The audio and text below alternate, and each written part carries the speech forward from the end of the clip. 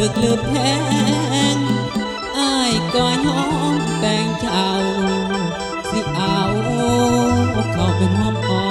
มละอดใจน้องเด้อทางอย่าฝากนายเด้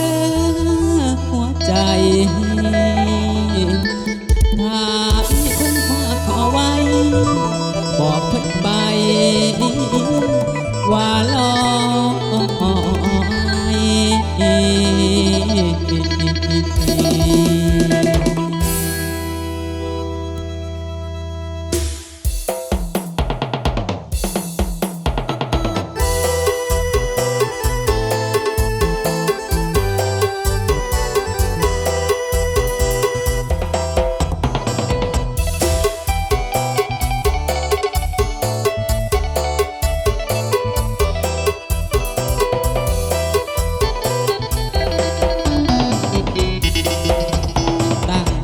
ยเอาไว้ดนนาน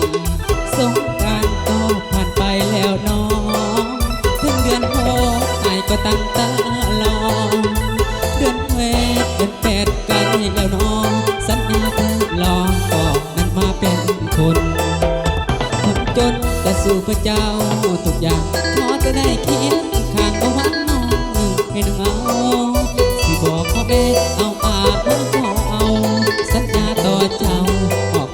จะมาหาแฟนบอกไว้นอนางควงกันนั้นสิเป็นแฟนเดือคู่ควงกันนั้นสิเป็นแฟนเดือคู่ขอไปพวกพี่น้องเอาความสุขความสองไอ้หักน้องจนโซ่ใต้ฝ่าสลายจนจมอกคนไอ้ยืดน้องนั่งของทุกวันเว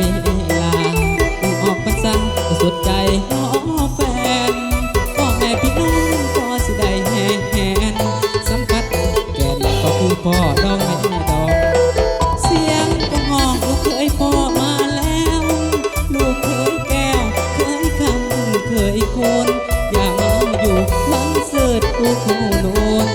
มาขับคุณของอัตตาแม่ยายแต่ไว้หัวใจจะสิ้น